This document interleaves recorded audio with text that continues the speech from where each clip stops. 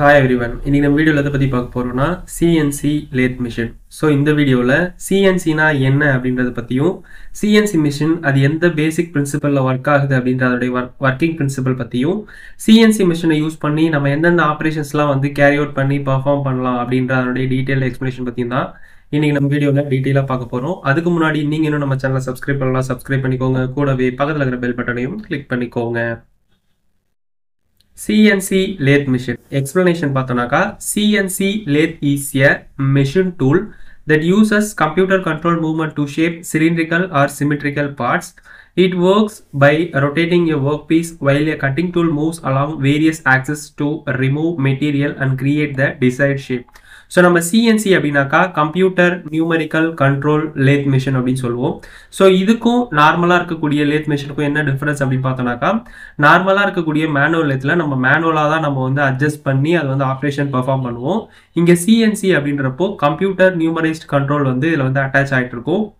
So நம்ம பேசிக்காக நமக்கு என்ன தேவைன்ற ரெக்குயர்மெண்ட்டை நம்ம ப்ரோக்ராம் கோடிங் பண்ணி இன்புட்டாக நம்ம கம்ப்யூட்டருக்கு கொடுத்தோம் அப்படின்னாக்கா அதை ரெக்கக்னைஸ் பண்ணிட்டு நம்ம கொடுத்துருக்கிற கோடிங்க்கு ஏற்ற மாதிரி ஆப்ரேஷன் பெர்ஃபார்ம் பண்ணி நமக்கான அவுட்புட்டை கொடுக்கறது தான் இந்த CNC லேத் மிஷின். ஸோ இதில் எதுக்காக நம்ம ப்ரோக்ராம் பண்ணுறோம் அப்படின்னாக்கா, இப்போ மேனுவல் லேத் மிஷின்னா நம்ம மேனுவலாகவே வந்து எவ்வளோ மெஷர் இருக்கணும், இப்போ ஏதாவது ஒரு ஆப்ரேஷன் பெர்ஃபார்ம் பண்ணுறோம்னாக்கா டர்னிங்னா ஃபேஸிங்னாக்கா எவ்வளோ டைமென்ஷனில் இருக்கணும்னு சொல்லி நம்மளே வந்து மேனுவலாக வந்து அட்ஜஸ்ட் பண்ணி ஆப்ரேஷன் பெர்ஃபார்ம் பண்ணுவோம். ஸோ இப்போ கம்ப்யூட்டர் கண்ட்ரோல் அப்படின்றப்போ கம்ப்யூட்டருக்கு புரியக்கூடிய லாங்குவேஜில் நம்ம இன்புட் கொடுத்தா தான் அதை அண்டர்ஸ்டாண்ட் பண்ணிக்கிட்டு நமக்கு ஆப்ரேஷன் பெர்ஃபார்ம் பண்ணி கொடுக்கும். அப்படின்றதால CNC மிஷினுக்கு வந்து G கோட்ஸ் M கோட்ஸ் அப்படின்னு சொல்லி மெஷினிங் கோட்ஸ் இருக்குது. ஸோ அந்த கோடுக்கு ஏற்ற மாதிரியான ஆப்ரேஷன் வந்து அது வந்து பெர்ஃபார்ம் பண்ணி நமக்கு அவுட்புட் கொடுக்கும். ஸோ நமக்கு ஒரு ப்ராடக்டை வந்து எந்த ஆப்ரேஷன் பண்ணி நமக்கு எப்படி அவுட்புட் வேணுங்கிறதுக்கு ஏற்ற மாதிரியான G கோட்ஸ் M கோட்ஸ் வச்சு நம்ம CNC ப்ரோக்ராமிங் கிரியேட் பண்ணி நம்ம அதுக்கு வந்து இன்புட்டாக ஃபீட் பண்ணோம் அப்படின்னாக்கா அதில் இருக்கக்கூடிய கம்ப்யூட்டர் நியூமரைஸ் கண்ட்ரோல் சிஸ்டம் வந்து அதை வந்து ஆப்ரேஷனை பெர்ஃபார்ம் பண்ணி நமக்கு தேவையான அவுட்புட்டை வந்து கொடுக்கும். இதான் வந்து CNC lathe machine. CNC lathe மிஷினுடைய கன்ஸ்ட்ரக்ஷன் அப்படின்னு பார்த்தோம்னாக்கா அதில் இருக்கக்கூடிய முக்கியமான பார்ட்ஸ் என்னென்ன அப்படின்னு பார்த்தோம்னாக்கா, இது வந்து ஹெட் ஸ்டாக்கு, நெக்ஸ்ட்டு வந்து பெட்டு, வந்து இந்த ஏரியா வந்து பெட் அப்படின்னு சொல்லுவோம். ஹெட் ஸ்டாக்கில் தான் வந்து ஸ்பிண்டில் வந்து கனெக்ட் பண்ணி அது வந்து சக்கு கூட வந்து ஜாயின் பண்ணியிருக்கோம். ஸோ இங்கே வந்து மோட்டரைஸ் சிஸ்டம் இருக்கும். அந்த மோட்டர் ஆன் பண்ணி சுத்த அது மூலயமா கனெக்டில் பெல்ட் மூலயமா கனெக்டில் இருக்கக்கூடிய சக்குமே வந்து ரொட்டேட் ஆகும். ஸோ இந்த சக்கில் தான் வந்து நம்ம ஒர்க் பீஸை வந்து ஹோல்டு பண்ணி கேரி பண்ணுறதுக்கு யூஸ் பண்ணுவோம். நெக்ஸ்ட் பார்த்தோன்னாக்கா டெயில் ஸ்டாக் வந்து இப்போ ஒரு லென்த்தியான ஒரு ஆப்ஜெக்ட் நம்ம இதில் லோட் பண்ணுறோம் அப்படின்னாக்கா அது ரொட்டேட் பண்ணும்போது அதில் வந்து பேலன்சிங் இம்பேலன்ஸ் ஆகும்போது அதனுடைய இன்னொரு எண்டில் வந்து இந்த டெயில் ஸ்டாக்கை யூஸ் பண்ணி சப்போர்ட் பண்ணி அதை வந்து ரொட்டேட் ஆகும்போது வைப்ரேட் ஆகாமல் ஹோல்ட் பண்ணுறதுக்கு இந்த டெயில் ஸ்டாக் அப்படின்றத வந்து யூஸ் பண்ணுவோம். இது வந்து டெயில் ஸ்டாக் குயில் அப்படின்றது வந்து அந்த டெயில் ஸ்டாக்கில் முன்னாடி இருக்கக்கூடிய அந்த அமைப்பை தான் வந்து டெயில் ஸ்டாக் குயில் அப்படின்னு சொல்லுவோம். ஸோ நெக்ஸ்ட் பார்த்தோன்னாக்கா ஃபுட் ஸ்விட்சஸ் ஆர் பெடல். இது எதுக்குன்னு பார்த்தோன்னாக்கா, இது வந்து ஒரு மிஷின்லேயும் வந்து செட்டிங் வந்து அதுக்கேற்ற மாதிரி வந்து ப்ரோக்ராம் பண்ணி வச்சுருப்பாங்க.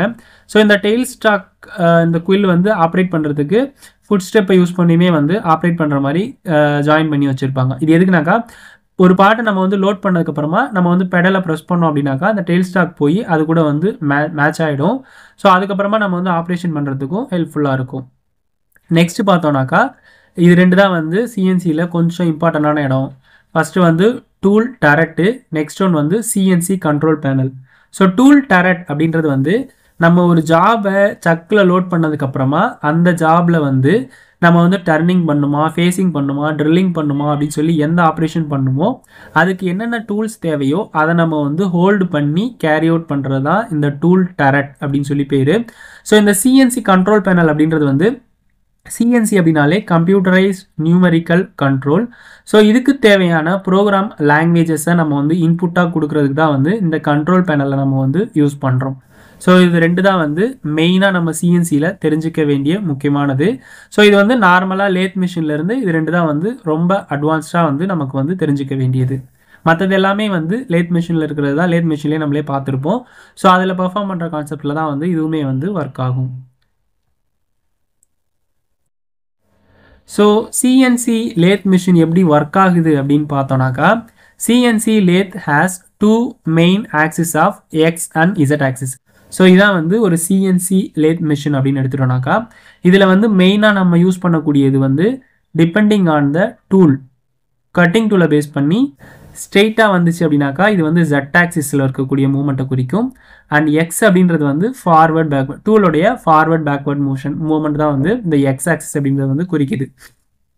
ஸோ ஜெட் அப்படின்றது இந்த டைரக்ஷனையும் எக்ஸ் அப்படின்றது வந்து மேலே கீழே போயிட்டு வரதையும் வந்து குறிக்கிறது தான் வந்து இந்த ரெண்டு ஆக்சிஸும். தென் வந்து the spindle holds and rotate the material while the cutting tool revolve along the axis. So நம்ம பர்டிகுலர் ஒர்க் பீஸை நம்ம சக்கில் லோட் பண்ணிவிட்டு ரொட்டேட் பண்ணும்பொழுது நம்ம ஒர்க் பீஸ் வந்து ரொட்டேட் ஆகும். So at the same time வந்து use G codes to instruct the machine how to cut, how fast to spin and how deep to go. So program can create completely shapes with incredible accuracy and repeatability.